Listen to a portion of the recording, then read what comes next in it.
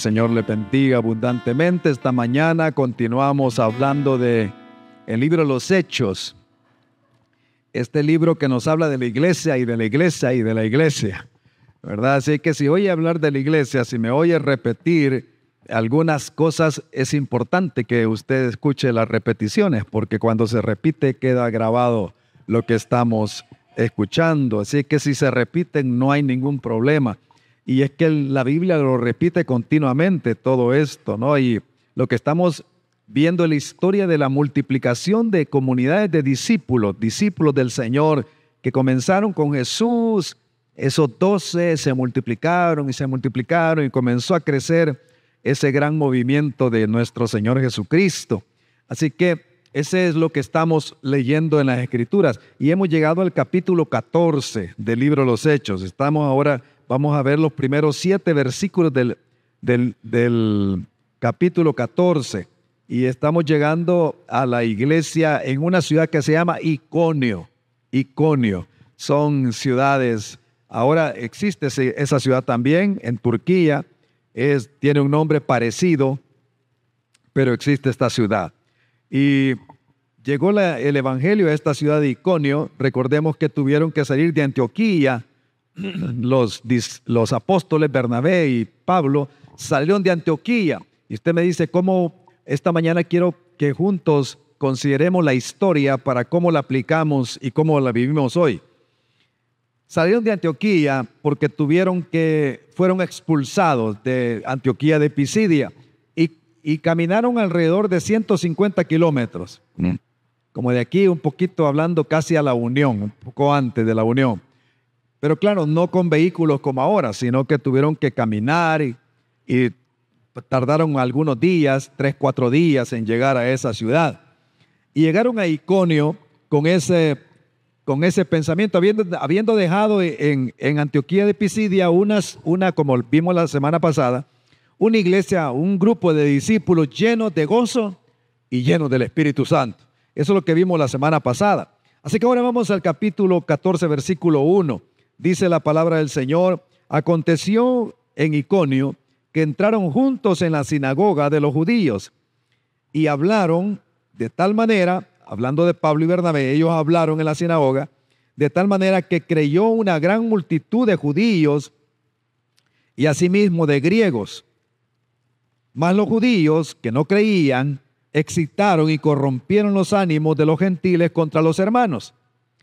Por tanto, se detuvieron ahí mucho tiempo, hablando con denuedo, confiados en el Señor, el cual daba testimonio a la palabra de su gracia, concediendo que se hiciesen por las manos de ellos señales y prodigios.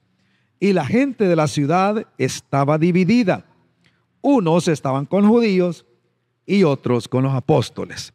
Pero cuando los judíos y los gentiles, juntamente con sus gobernantes, se lanzaron a afrentarlos y a apedrearlos, habiéndolo sabido, huyeron a Listra y a Derbe, ciudades de Licaonia, y a toda la región circunvecina, y ahí predicaban el evangelio.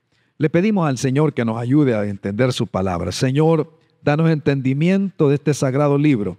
Espíritu Santo, derrama tu presencia sobre nosotros para darnos espíritu de sabiduría y de revelación para comprender la herencia que tú nos has dejado y la herencia que somos para ti aquí en la tierra. En el nombre de Jesús. Amén, Señor. Amén. Esta mañana voy a hablar de plantación de iglesias por la palabra de su gracia. El propósito es que usted y yo comprendamos la misión de Jesús y que al comprender esa misión nos comprometamos a hacer avanzar la misión del Señor aquí en la tierra. ¿Cómo se plantó la iglesia en Iconio y qué aprendemos para cumplir la misión de Jesús hoy? ¿Cómo se plantó esa iglesia? Voy a hablar de 3 cosas. Número 1, voy a hablar del testimonio. Quiero que digan conmigo testimonio. Testimonio. Una vez más, testimonio. Testimonio. Quiero hablar del testimonio. Es hablando la palabra de su gracia. En Hechos hemos leído versículo 1 al 3, dice que llegaron a Iconio y comenzaron a hablar en la sinagoga. Y dice en el versículo 3, por tanto se detuvieron ahí mucho tiempo hablando con denuedo, confiado en el Señor, el cual daba testimonio a la palabra de su gracia. Vean esto, la palabra de su gracia. ¿La gracia de quién? Del Señor. ¿La palabra de quién? Del Señor. Daba testimonio el mismo Señor a la palabra de su gracia, concediendo que se hicieran por las manos de ellos señales y prodigios. Hay muchas señales y prodigios. Por ejemplo, un prodigio, una señal de parte del Señor es que nos sane de heridas que tenemos del pasado. Es un prodigio que alguien que ha sido ofendido, dañado en el pasado sea sanado en su alma. Es que la sanidad no solamente la sanidad física, la sanidad muchas veces tiene que ver con el alma de nosotros. Y hay deseos de maldición que hubieron en el pasado que nos atan ahora. Y la gente ni cuenta se da que esos son problemas que los tienen atados, que no les permiten vivir la vida. Para ellos el problema es que hay una persona que los está dañando hoy, pero no saben que son ataduras que traen desde el pasado. Y lo que ahora viven solamente está resucitando el problema del pasado. Y no saben cómo ser libres porque no pueden ser libres. Porque el único que puede libertar es Jesucristo nuestro Señor, que puede romper esas cadenas, esas ataduras del pasado, yugos que hace que la gente viva en lo mismo, repiten la misma historia de sus tatarabuelos, de sus bisabuelos, de sus abuelos, de sus papás, de sus tíos, repiten la misma historia y no saben ni cómo salir, no saben cómo. La única manera es que Cristo obre, pero todo comienza con el testimonio. ¿Qué es el testimonio? Bueno, déjeme explicar algo antes de hablar del testimonio. Plantar iglesias es la estrategia de Jesús para extender su reino. ¿Cuántos saben que Jesús es Rey de Reyes y Señor de Señores? Amén. Entonces su reino se extiende. Su reino es poder. Su reino es paz. Su reino es justicia. Su reino es gozo. Ahora, la misión de Jesús es que su reino se extienda por toda la tierra. Y lo hace por medio de iglesias, discípulos saludables que se multiplican en otros. Cuando alguien está saludable para reproducirse, se reproduce físicamente en otro. Cuando la iglesia es un organismo, el cuerpo de Cristo, que se reproduce en otro en la medida que están sanos, se reproduce en otro. En la medida que son sanados, se van reproduciendo en otro. Y eso es el diseño del Señor, es la estrategia de Jesús. Él dejó un grupito de discípulos y les dijo, vayan y discipulen a los demás, y comenzaron a hacerlo y comenzó a reproducirse. Entonces, el Señor quiere que nosotros podamos experimentar esto también. De Antioquía dejaron un grupo, ahora pasan los apóstoles a Iconio y aquí aparece otro grupo. Dice que un buen número, dice el versículo 1 que hemos leído, dice que una multitud de judíos y de gentiles creyó, de judíos y de griegos. Creyeron, hubo una cantidad de gente que creyó y comienza ahora otra congregación ahí, comienza otra iglesia ahí, en Iconio. Plantar iglesias, plantar grupos de creyentes, de discípulos, es la estrategia de Jesús para el reino. Su reino avanza en la medida que se plantan más y más y más grupos de discípulos de Él que lo siguen a Él, es la estrategia del Señor. Aquí están haciendo una segunda iglesia que Bernabé y Pablo, los apóstoles, están trabajando para que nazca. Han llegado a predicar, a anunciar. Así que cada iglesia es una comunidad, se convierte en una comunidad donde se adora, se ama, se sirve a Jesús el Señor. Cada iglesia.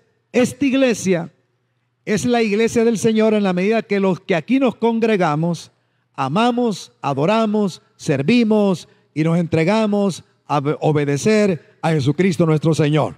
En la medida que hagamos eso, somos la comunidad de discípulos del Señor. Somos discípulos de Él. Así que la estrategia del Señor para extender su reino es multiplicar esas comunidades de discípulos. Las iglesias nacen por hablar la palabra de su gracia. Dice que ellos hablaron la palabra de la gracia de Dios. Eso hablaron ellos. ¿Qué es eso de la palabra de su gracia? ¿A qué se refiere? Dice que el Señor aún daba testimonio a esa palabra de gracia que estaban hablando ellos. Quiero hablar del testimonio de Dios. Quiero hablar por unos minutos del testimonio de Dios. Esto es importante porque lo que estaban diciendo ellos era el testimonio de lo que Dios decía. Para esto quiero invitarles a ver Primera de Juan, capítulo 5, versículos 9 al 12. Por favor, pongan atención que este es un texto revelador de todo lo que hacían los apóstoles, cómo nacían las iglesias, de dónde nacen las iglesias. Y aquí está, Primera de Juan 5, 9 al 12. Vamos a leer esta porción de la palabra del Señor. Dice, versículo 9, si recibimos el testimonio de los hombres, oiga, el testimonio de los hombres, es decir, yo le creo a otro hombre que me dice, mira, te voy a dar un empleo, te voy a dar un trabajo. Ah, ok, y te voy a pagar tanto. Ah, ok, yo le creo.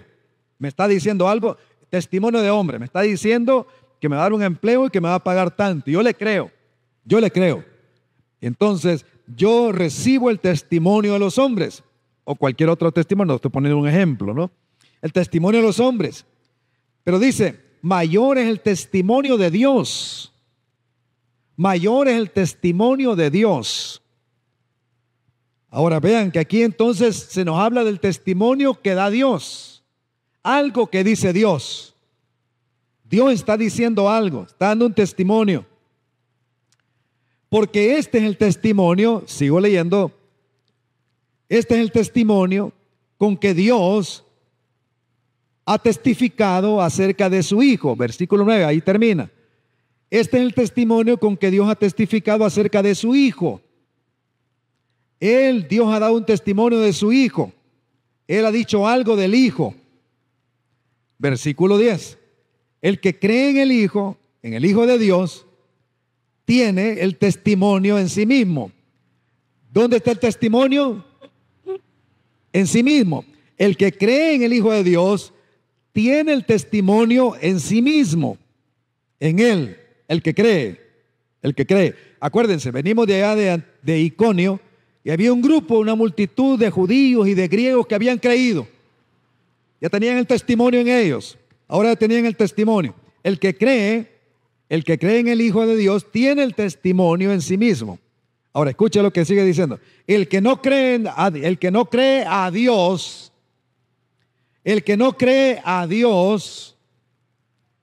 le hace un mentiroso a Dios. Si yo no creo que lo que Dios dice es verdad, le estoy diciendo, sos mentiroso Dios, es lo que está diciendo aquí. Si yo no creo lo que Él dice, yo estoy haciendo a Dios mentiroso. Según dice aquí, le ha hecho a Dios mentiroso porque no ha creído en el testimonio que Dios ha dado acerca de su Hijo. ¡Wow! Maravilloso. Impresionantes palabras. Blasfemar contra Dios, que Dios es mentiroso, eso es lo que hacemos cuando no creemos lo que Él dice acerca del Hijo. Ahora, aquí viene el testimonio, versículo 11, ponga atención, este es el testimonio. Y este es el testimonio, 2 puntos.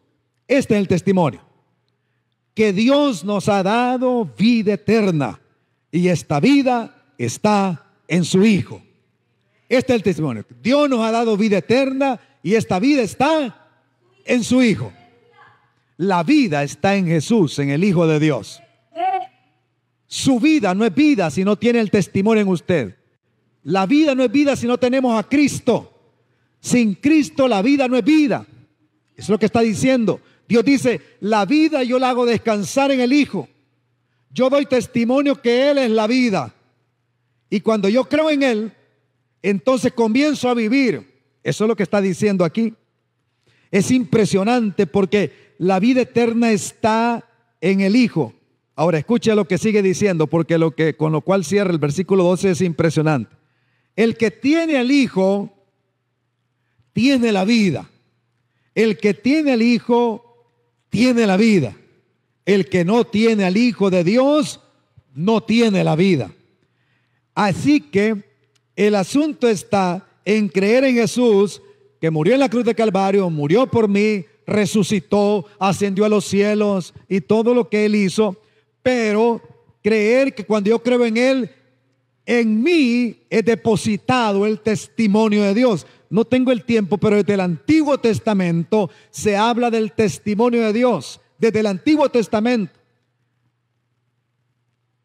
Solo lo menciono. El arca del pacto se le dice el arca del testimonio. Y usted puede después investigar de qué se trata eso. Pero todo está conectado. Está conectado con que Dios desde el Antiguo Testamento dio testimonio acerca de su Hijo. Todo señala a Cristo el Señor. Todo el Antiguo Testamento, la ley y los profetas señalan a Jesús, a Cristo, diciéndonos la única manera de tener vida, vida eterna, vida abundante, vida con propósito, vida con significado, vida que le dé sentido a mi sufrimiento de ahorita. La única manera de tener esa vida es teniendo al Hijo. Es la única manera. Si no, el sufrimiento de aquí, como bien han dicho los existencialistas y otra gente, ¿para qué vivir cuando sufro? Mejor me suicido, es mejor el suicidio. Como dicen ahora con la eutanasia, mal llamada, ¿no? Si estás sufriendo, mejor ponte una inyección y te mueres ya. ¿Qué sentido tiene estar sufriendo en esta tierra? ¿Para qué estar viviendo en esta tierra? No tiene sentido, mejor morirse. Algunos de los que me oyen han estado pensando mejor morirse, porque piensan, no le dan sentido al sufrimiento. Pero es que la vida, cuando tenemos el testimonio, la vida comienza a tomar sentido, significado, orientación, norte. Sé qué es la vida. Comienzo a vivir la vida que Él da.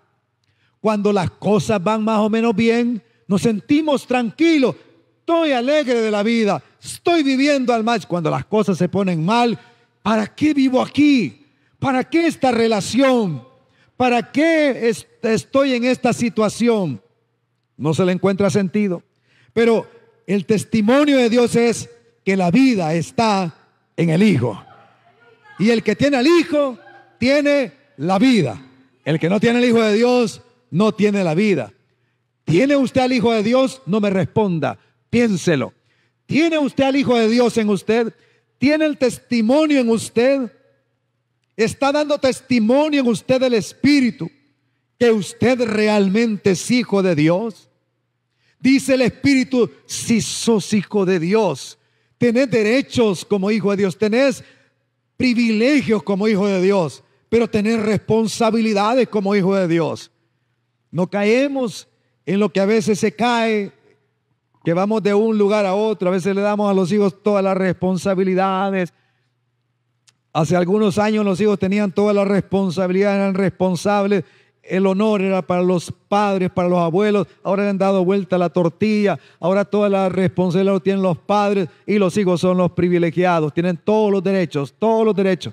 Y ahí hay gente que no logra hacer un equilibrio en esto. Pero el punto es, ¿qué es lo que como hijos está Dios dando testimonio que somos hijos?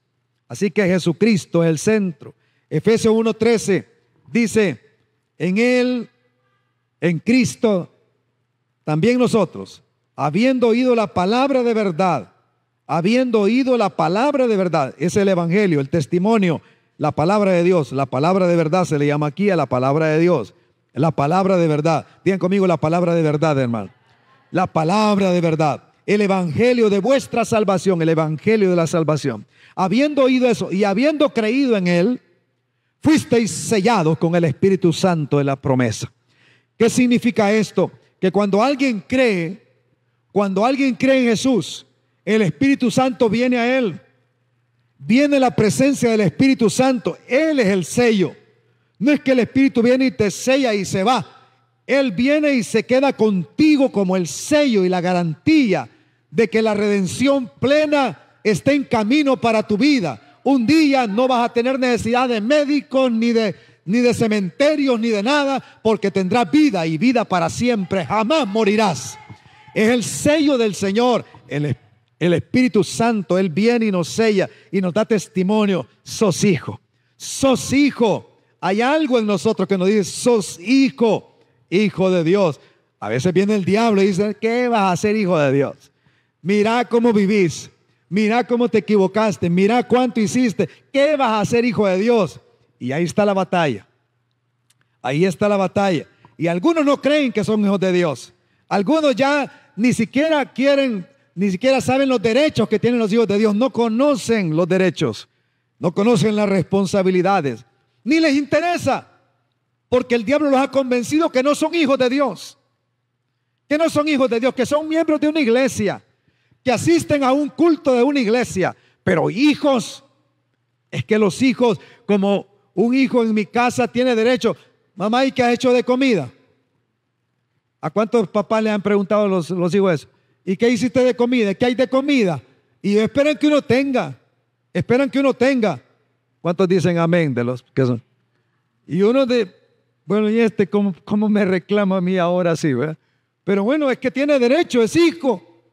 Si es hijo, tiene derechos, algunos derechos tiene ahí. Claro, tiene responsabilidades, hay que enseñarle responsabilidades, pero tiene derechos. Pero algunos han perdido los derechos. Ya no viven los derechos de hijos. Ya no tienen la libertad de hijos. Ya no viven como hijos.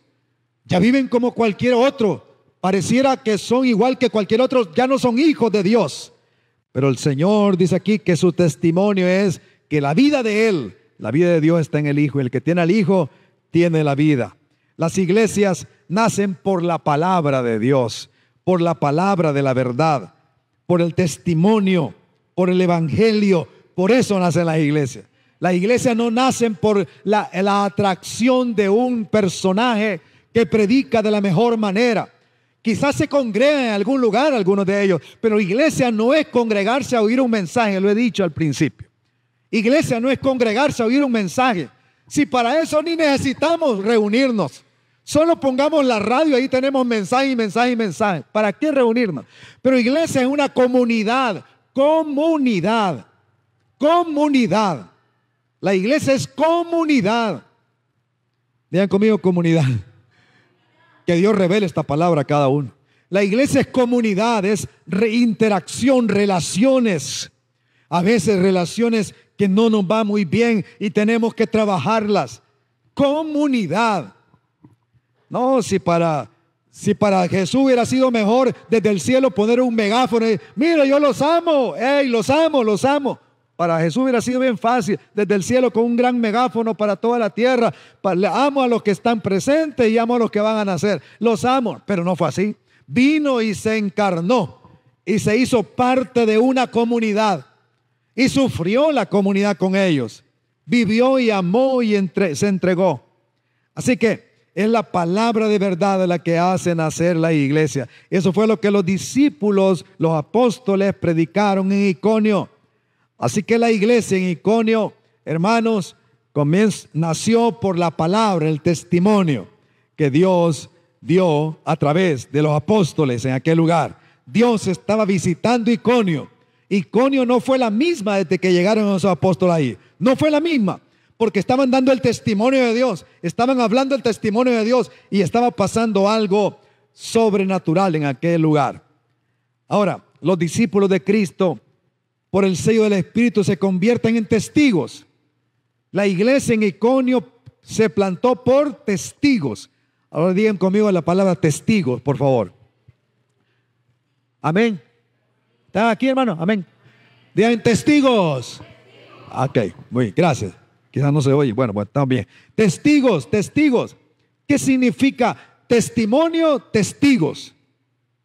Testimonio. La palabra, el evangelio, la palabra de verdad, la palabra de su gracia, la obra de la gracia de Dios. Ellos predicaban, anunciaban la palabra.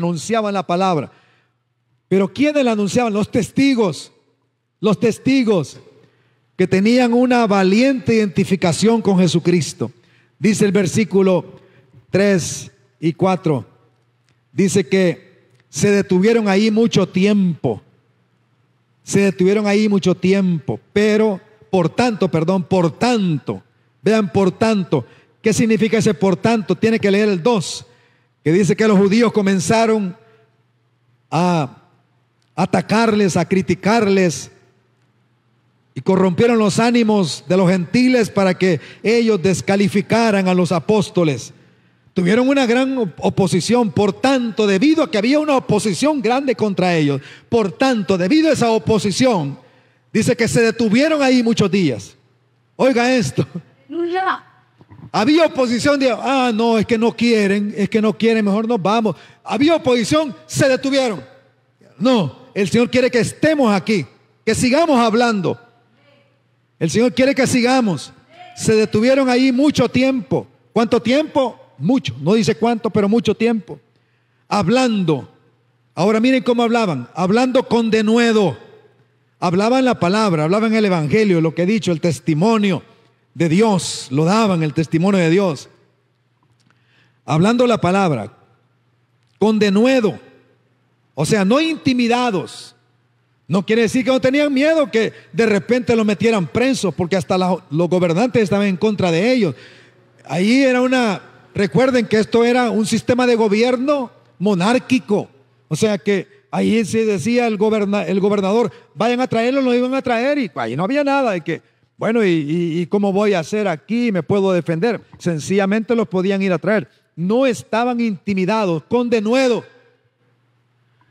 Con denuedo. Y dice, confiados en el Señor. En medio de tanta oposición estaban confiados en el Señor. Confiados en el Señor. ¿Por qué no se plantan iglesias hoy en día? Porque estamos intimidados y desconfiamos de Dios. Desconfiamos de Dios, hermanos. ¿Qué va a pasar? ¿Qué va a suceder? ¿Y qué vendrá? ¿Y qué va a suceder? Y si voy a visitar a un hermano y de repente me aparece un carro y me golpea, y es que mejor estar en la casa. Y si yo voy al grupo de pacto y si llueve y me enfermo y me muero, yo no sé qué voy a hacer. Y si yo voy al culto y en el culto resulta que hay un terremoto, y entonces mejor me quedo en la casa. Y comenzamos una intimidación por todos lados. Y además yo me doy cuenta que todo el mundo anda bien alegre ahora aquí en El Salvador, porque estamos en un país que no hay ningún problema. Así que ahora la gente anda de arriba para abajo, y yo no estoy disfrutando de eso. No tengo vida por eso. Necesito algo de eso para tener vida. Necesito algunas fotos de Facebook para tener vida. ¿Cuántos dicen amén? No digan amén. Pero bueno, el punto es que de alguna manera estamos intimidados por la sociedad que dice, tu mensaje no vale, tu mensaje no sirve, tu mensaje no tiene sentido, lo que tú hablas no tiene valor. El diablo dice, sí, que lo que tú decís no es nada, mira, esto tiene valor, mira, de esto hablan todos, mira, lo que vos hablas nadie lo habla. ¿Para qué vas a hablar eso? Vergüenza te da. Y muchos estamos avergonzados de Cristo. Y les voy a decir algo, Jesús dijo, si alguno se avergüenza de mí delante de los hombres, cuando venga el Hijo del Hombre con sus santos ángeles, el Hijo del Hombre se avergonzará de dar testimonio de ellos. Oiga lo que dice hoy. Cuando oigo esa palabra me golpeó tan fuerte. Dije, Dios mío, ayúdanos. Así que estos estaban con denuedo, confiados en el Señor. Los testigos eran testigos valientes. Bernabé, Pablo. Ojalá estuviera aquí ahora Bernabé y Pablo para que nos enseñaran cómo es la cosa. Pero es que los testigos, debemos de entenderlo, somos seres humanos. Somos vasos de barro. Tenemos temores, tenemos miedos, tenemos inseguridades. Los testigos somos vasos de barro. ¿Cuántos saben que Dios sabe que somos vasos de barro? ¿Verdad que sí? Dios sabe. Es la fe en Jesucristo lo que nos hace testigos. Que tenemos fe en Jesucristo.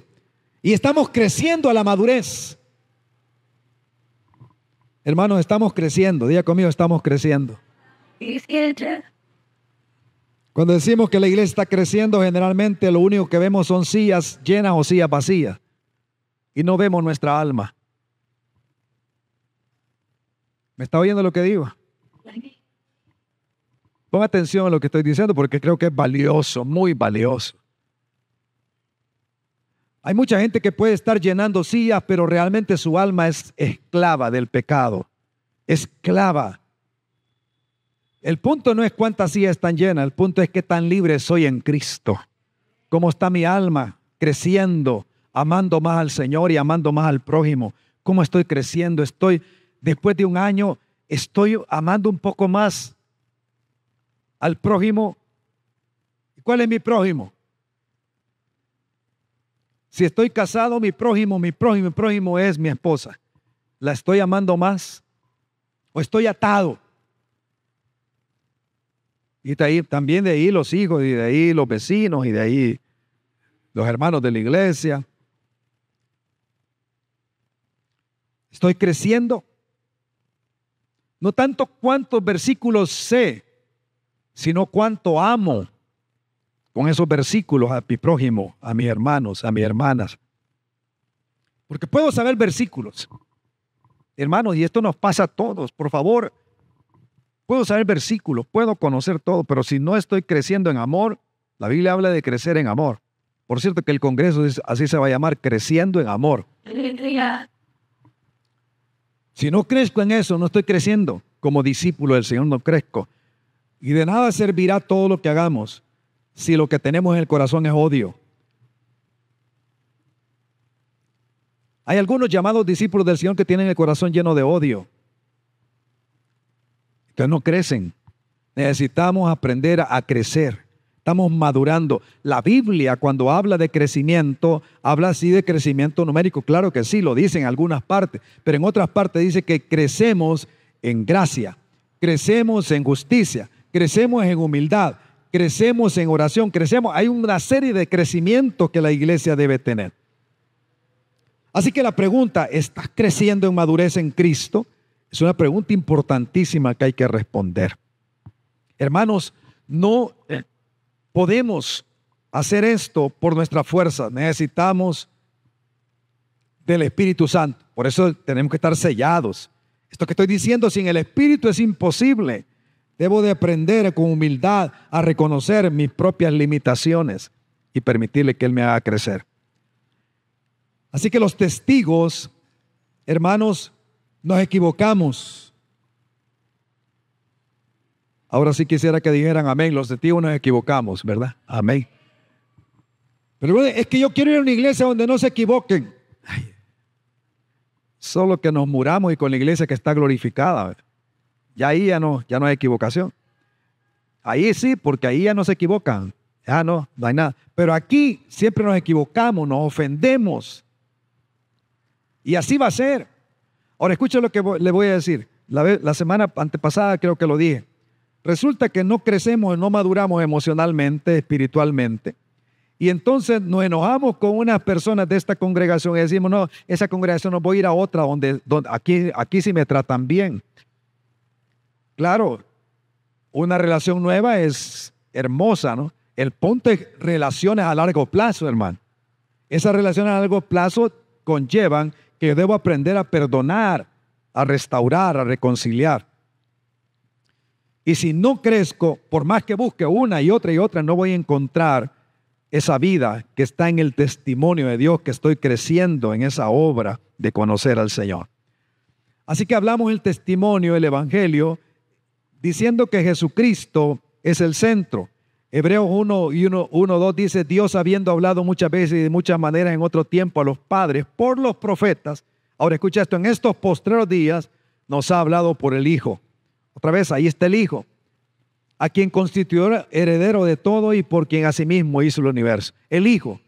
Hay 7 acciones, 7 obras que el Hijo hizo. Su encarnación, su ministerio, su muerte, su resurrección, su ascensión, su entronización y su derramamiento del Espíritu Santo sobre sus discípulos. 7 obras y una 8ª que está pendiente de hacer, su regreso, su segunda venida. Porque Jesús va a regresar a la tierra nuevamente. Meditar en eso, hermanos, ¿qué significa que Él esté entronizado? ¿Qué significa su muerte? Su muerte en la cruz del Calvario es la derrota del diablo y de las huestes de maldad. Es la derrota. Y luego la obra de Él en nosotros. Hablamos del testimonio, su obra en nosotros. ¿Qué ha hecho Dios en mí? ¿Cómo está trabajando Dios en mí? Y cada grupo, para terminar esto de testigos, hermanos, cada grupo de discípulos que están en madurez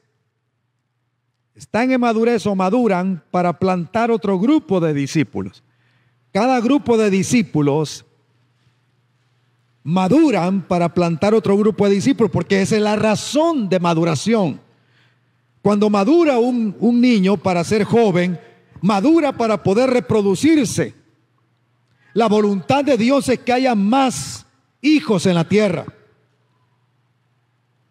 Por eso nos da la capacidad de tener hijos. Por eso. Si no, ¿para qué? ¿Para qué nos da la capacidad? O sea, maduramos quiere decir biológicamente para poder engendrar hijos o para poder concebir hijos en el caso de la mujer.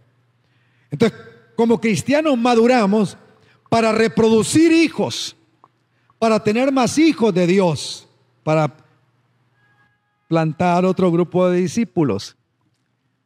Así que la estrategia de Jesús es que su reino va a avanzar plantando otros grupos de discípulos. Esa es la estrategia. Pero ¿cómo lo hace? A través de discípulos que maduran y plantan otro grupo de discípulos. Ahora yo les digo a usted, ¿esto es una responsabilidad de la iglesia? Sí. ¿Cómo? Depende. Cada quien tiene una parte, pero todos estamos involucrados en este proceso. Cada grupo de pacto nace de Dios. Cada grupo de pacto de esta iglesia nace de Dios. ¿Me está oyendo lo que digo? No nace del pastor. Nace de Dios. No sé si me estoy comunicando adecuadamente, pero cada grupo de pacto nace de Dios. Si eso es así, mientras los miembros que son discípulos del Señor van madurando, entonces comienzan ellos a pensar en reproducirse, en plantar otro grupo de discípulos. Así se cumple la obra del reino. Venga a nosotros tu reino, no se quede en el vacío. Venga a nosotros tu reino, no se quede en el vacío. Venga a nosotros. Yo puedo estar toda la vida pidiendo, vengan a nosotros tu reino. Pero si no estoy plantando otro grupo de discípulos, ese reino no viene a nosotros. Ese reino no viene. Yo puedo orarlo, puedo ayunar, lo he hecho. Pero el Señor me dice, pero mi estrategia no solamente es que ores, sí, ora, porque yo lo hago. Pero si ese grupo no crece y madura al punto de reproducir y de plantar otro grupo, entonces el reino no viene. Imagínense a Bernabé y Pablo en la iglesia de Antioquía, y el Espíritu dice, apártenme a Bernabé y Pablo para la obra que yo los envío. Y dicen ellos, no, pero es que la verdad aquí estamos bien. Yo tenían algunas cosas buenas ellos ahí, ¿verdad? Porque Bernabé parece ser que era algo así como un hacendado, ya había vendido su hacienda para darlo a los pobres, etcétera. Pero ellos dicen, está bien, van a ir. Ahora es Dios quien añade, y con esto voy a terminar mi mensaje de esta mañana, es Dios quien añade a los que han de ser salvos. Es Dios quien añade a los que han de ser salvos. Nosotros no salvamos a nadie. Cada quien va a ser salvado por la obra del Señor. Por eso la iglesia en Iconio se plantó confiando los resultados a Dios.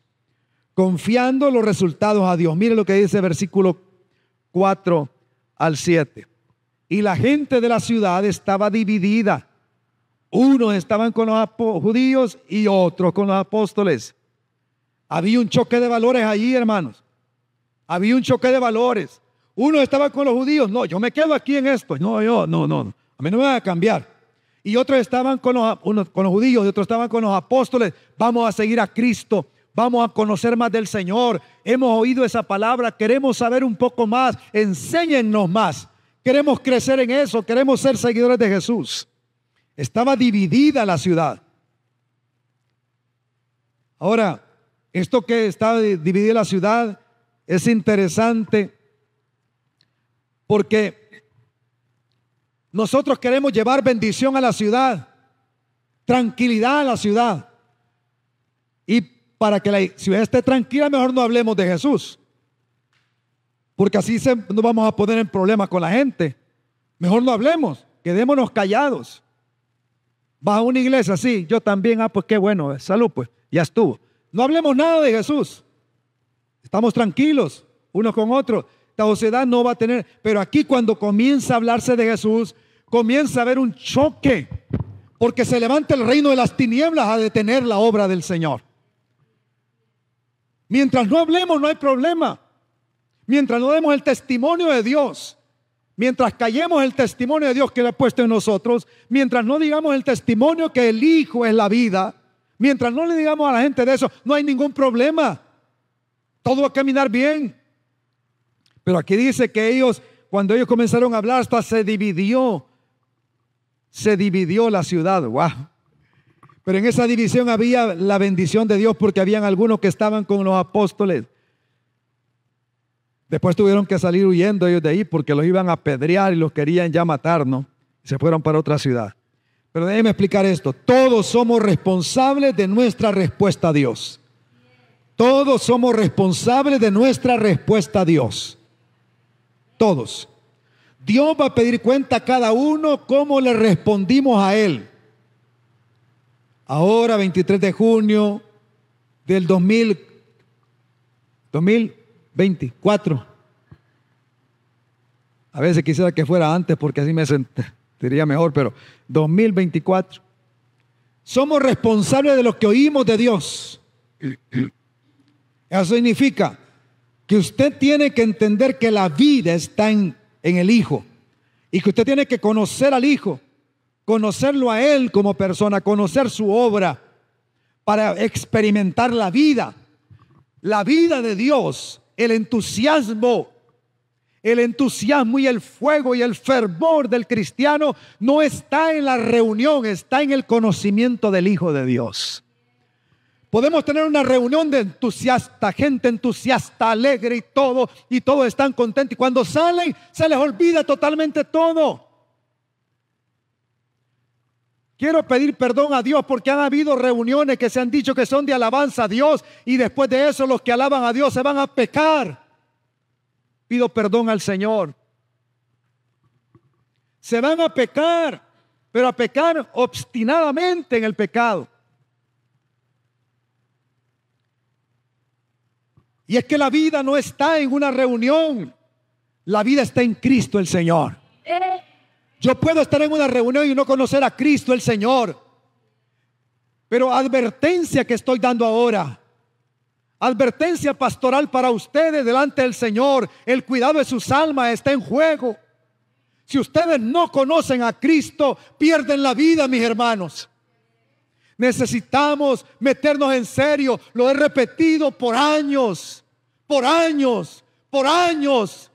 Y algunos todavía no tienen un devocional personal. Pasan años y no les importa. Se levantan con las redes, viendo las redes, y se duermen con las redes, pero no leen la Biblia. Y Dios va a pedir cuentas de cada uno porque yo soy responsable de decírselo y de hacerlo yo. Si no lo hago yo, soy también delante de Dios responsable. Todos somos responsables de nuestras respuestas, de nuestra respuesta a Dios, todos. Romanos 2:1 dice, por lo cual eres inexcusable, oh hombre, quien quiera que seas tú que juzgas a otro. Es que estos pecadores, estos que están, métalos a la cárcel. ¿Y tú qué estás haciendo por Dios? ¿Qué estás haciendo en Dios? ¿Estás dando el testimonio? ¿Has dado el testimonio? ¿Eres un testigo que está dando el testimonio? Y no lo digo para acusarles, lo digo para autoevaluarnos, porque yo tengo que también autoevaluarme en esto. Y hay dos opciones cuando oímos a Dios: creer, lo cual es confiar; depender de Dios y obedecer a Dios. Eso es creer, depender de Dios y obedecer a Dios. Dios, ¿tú quieres que yo me cambie de trabajo? Dios, ¿tú quieres que yo estudie tal cosa? Dios, ¿tú quieres que yo tenga esta relación? Dios, ¿tú quieres que termine esta relación, Señor? ¿Quieres que la termine? Señor, ¿tú quieres que yo perdone, Señor? Dame tu fuerza, dame tu capacidad, Señor. Soy tu discípulo, voy a dar cuentas a ti, Señor. No voy a dar cuenta a la sociedad, como dicen aquí a los que son servidores públicos, que darán cuenta al pueblo. No, al pueblo no le van a dar cuenta, le van a dar cuenta a Dios. A Dios le van a dar cuenta, porque el que da los privilegios es Dios. Si Dios te ha dado el privilegio de ser padre, te va a pedir cuenta de ser padre. Te ha dado el privilegio de ser esposo, te va a pedir cuenta de que eres esposo. Si eres soltero, te va a pedir cuenta que eres soltero. Y no te dejas solo, porque el testimonio no está allá afuera, está aquí adentro. No estás solo, el Espíritu está contigo, mi hermano y hermana. Dios no es injusto para pedirte algo que no te capacite para que lo cumplas. No es injusto Dios. Si Él nos dice, quiero que vivas en santidad, vivas para mí, que me adores, es porque Él ha puesto en mí un espíritu de alabanza, de oración. Ahora puede ser que esté atado, por eso oramos, que se rompan las ataduras, porque a veces estamos atados, ni a alabar a Dios podemos, no tenemos la capacidad.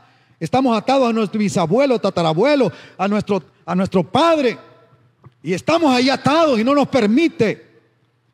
Pero poderoso es Dios para liberarnos, el Señor Todopoderoso. Creer es confiar, depender de Dios y obedecer a Dios. La incredulidad es desconfiar. Es una rebelión activa o pasiva.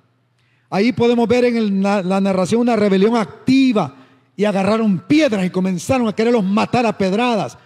Pero eso era que lo iban a matar, no era cuestión así nomás, lo iban a matar a pedradas. Y entonces ellos tuvieron que huir, se fueron.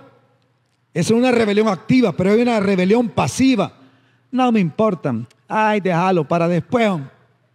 Para después. Mira, hijo, anda a hacer tal cosa, como le dicen, anda a hacer. Espérame, ya voy a ir. 3 horas después, ¿y qué pasó, hijo? Se me olvidó. Se me olvidó. Rebelión pasiva. Rebelión pasiva. Por cuando yo oigo que alguien me dice algo o que una autoridad me dice algo, yo lo hago. Debo hacerlo con Dios. Pero le digo, Dios, ay, después, Dios, cuando ya me case, Dios, cuando ya los hijos estén grandes, Dios, cuando ya, entonces, Dios, pero ahora, espérame, Dios, espérame. Entonces voy a hacer devoción. Ahorita no puedo, usted sabe que no puedo, estoy en una edad de productividad. Yo no puedo tomar el tiempo para leer la Biblia. ¿Cómo voy a leer la Biblia ahora? ¿Cómo es posible que esa ley que imponen en la iglesia? No hay ninguna ley. Esto es la vida. Es vida, es vida. No es ley. Dios nos libre de legalismo. Entonces, incredulidad es desconfiar, una rebelión activa o pasiva. Cuando aceptamos el Evangelio, saca a luz las motivaciones internas. Nos hace ver las motivaciones internas que tenemos. Hay un choque de valores. Hay un choque de valores. Se dividen las cosas. Ya no puedo hacer eso, ahora voy a hacer esto otro. Hasta la gente de afuera lo sabe. Cuando yo me convertí a Cristo, que me hice evangélico, por lo menos en aquel entonces me dijeron, ¿qué? ¿Y cómo te vas a poner a creer que no vas a tener relaciones sexuales con las hipotas? Mira, si hipotas que andan ahí, hasta detrás de vos andan y no vas a tener relaciones con ellas. ¿Cómo vas a creer? Estás loco, estás loco. Hasta los de afuera me decían a mí cómo tenía que vivir yo.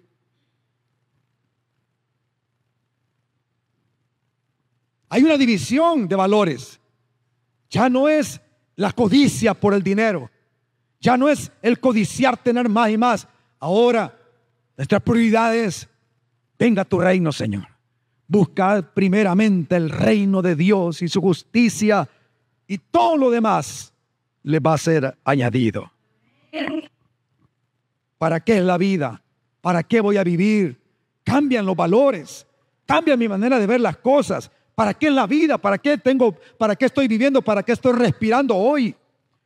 ¿Para qué pasé este temporal? ¿Para qué pasé la pandemia? ¿Por qué sigo vivo? ¿Qué es lo bueno y lo malo? ¿Qué es bueno según Dios? ¿Qué es malo según Dios? Yo quiero saberlo. Señor, dame testimonio. ¿Qué es lo que agrada o desagrada a Dios? Cambian, por eso se dividió, aquella ciudad se dividió. Quiere decir que algunos tomaron el camino de obediencia, de caminar con Cristo, y otros dijeron, no queremos eso. Pasiva o activamente. Como conclusión, versículo 7 y aplicación. Y ahí predicaban el Evangelio. Se fueron a otras ciudades y ahí predicaban el Evangelio. He revisado el texto y quiero hacer alusión a la revisión que hice.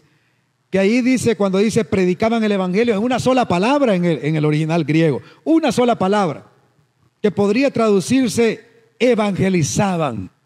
Y allí evangelizaban, hablaban el evangelio. No es que predicaban desde un púlpito, hablaban el evangelio. ¿Qué es el evangelio? El testimonio de Dios. ¿Qué es el evangelio? La palabra de Dios. ¿Qué es el evangelio? La palabra de verdad.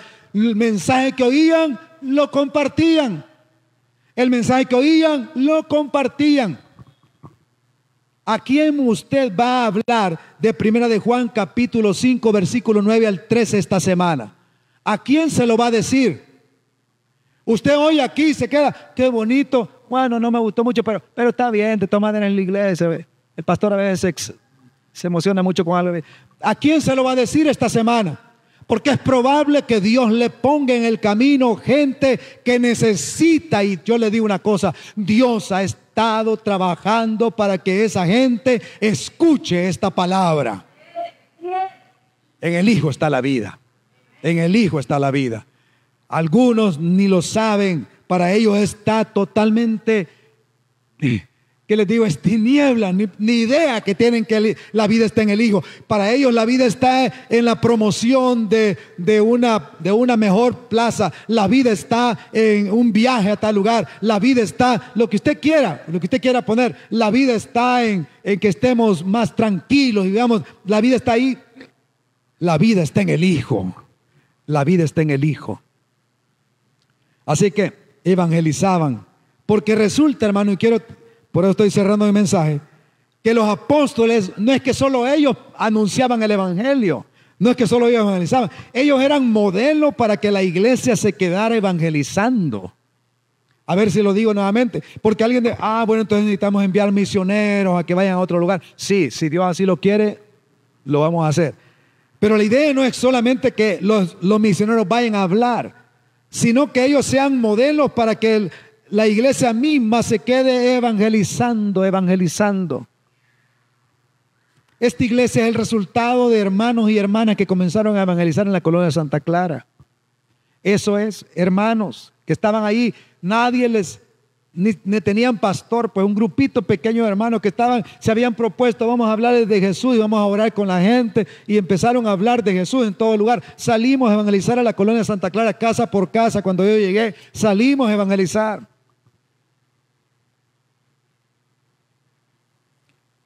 Y doy gracias a Dios por todos esos que han dado su vida por esta congregación. Muchos de ellos ya están en la presencia del Señor, pero dieron su vida. Hablaron el testimonio, hablaron a otros. Por eso hay una iglesia ahora. Por eso hay una iglesia ahora. Esta iglesia es el resultado de hablar el testimonio. Pablo así le enseñaba a los discípulos: lo que has oído de mí ante muchos testigos, esto encarga a hombres, hombre y mujer, que sean fieles.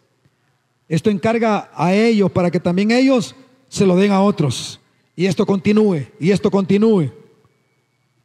Así que esta semana oigamos al Señor y digamos: Señor, ¿qué quieres que hagamos? ¿Qué quieres que yo haga esta semana, Señor? Esta semana crezcamos en Cristo. En medio de las dificultades, crezcamos en Cristo. En medio de las enfermedades, crezcamos en Cristo. En medio de los problemas, crezcamos en Cristo. En medio de las luchas, crezcamos en Cristo. Amando más a Dios y amando más al prójimo.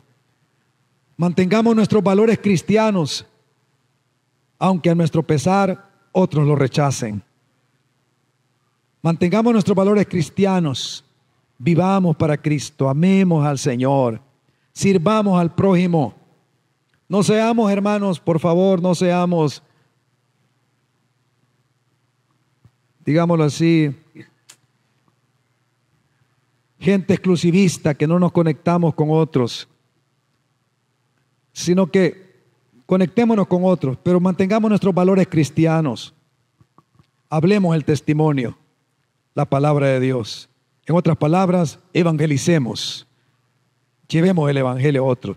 Una porción de la Biblia es palabra de Dios, es evangelio, porque toda la Biblia es evangelio, es palabra de Dios. Llevemos otra porción. Evangelizar no solamente es hablar las 4 leyes, lo que ya sabemos de eso. Evangelizar es hablar una porción de la Biblia a otro. Eso es evangelizar, decirles el testimonio de Cristo. que sea hecho. Oremos. Padre, gracias por tu palabra, gracias porque esta mañana tú nos invitas a ser parte de la misión y nos invitas por tu palabra, nos invitas a que nosotros cumplamos este llamado, este anhelo tuyo que has puesto en nosotros, que Cristo lo tenía, que venga tu reino aquí a la tierra. Como Jesús lo deseaba, como Jesús lo pedía, como lo clamaba. ¿Y cómo lo modeló, Señor? Gracias por el modelo, no nos dejó en el aire. Gracias por ese modelo de discipulado que Él hizo. Imperfectamente hoy nosotros, pero queremos seguirlo haciendo, Señor. Queremos continuar, que tu reino avance, que tu reino se extienda. Danos salud emocional, danos salud espiritual. Danos salud, Señor. Sánanos, sánanos, como hemos clamado esta mañana. Gracias, Señor. Que esta semana, esta ciudad sea diferente, porque se oye el testimonio de Dios en todo lugar. Porque se oye el testimonio que tú has dado, que la vida está en el Hijo. Que se oiga en diferentes lugares, en oficinas, en aulas, en talleres, en casas, en vecindarios. Que se oiga el testimonio que tú has dado, Señor. En el nombre de Jesús. Amén, Señor. Amén.